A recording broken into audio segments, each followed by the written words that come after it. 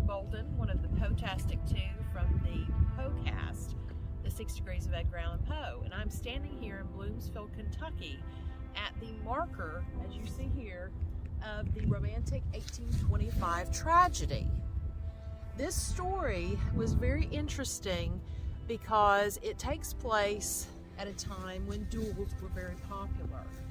And there was a lady named Anne Cook who had relations with a man named Solomon Sharp. He was a colonel, and a child resulted out of wedlock, and the child became stillborn.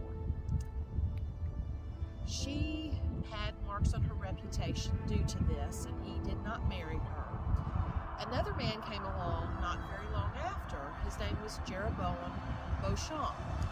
He wanted to marry her. He fell in love with her. She was 16 years older than he. And her basic regulations on getting married was, if you will go and kill the man who put this spot on my reputation, I will agree to marry you. So he went to Frankfort, Kentucky, and tried to have a duel with Colonel Sharp. Sharp refused, and he just kept pressing and saying, I'm going to horsewhip you in the town. And so by a ruse, he went to his room one night and stuck a dagger in his heart where he died.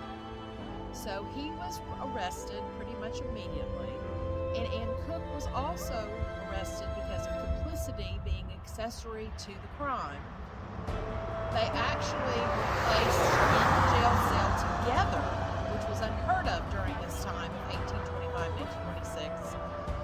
And they attempted suicide twice, once by taking laudanum, which failed, and then another when they asked the guard, who was there 24 hours a day watching them, to leave to have a little privacy, and they used a knife.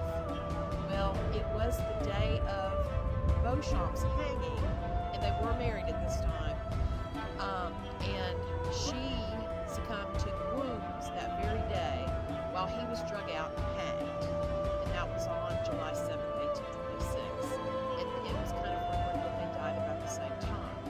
And then the other interesting part of this is not only did they stay in the cell together, they actually were buried together in an embrace in the same coffin. So this is a very Poe-esque tale that is just really, really fascinating. And Poe took all of this and wrote a play that's unfinished around 1835 called Palladium.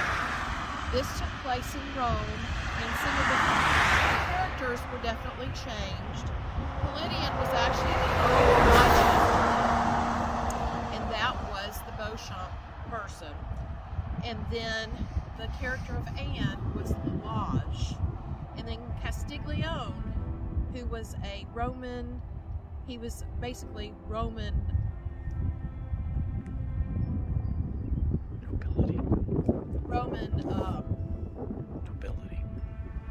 nobility. Roman nobility, we can edit that.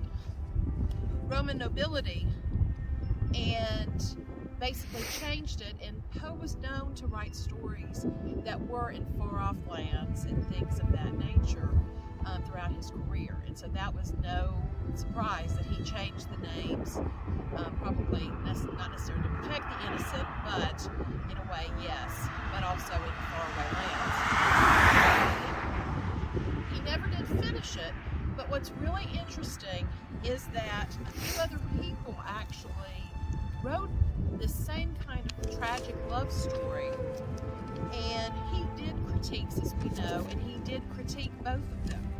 One of the last things he said was, Beauchamp, but the fact is that both gentlemen have positively failed. These were the authors that he was critiquing. As might have been expected, the real events were more impressive than the fictitious ones.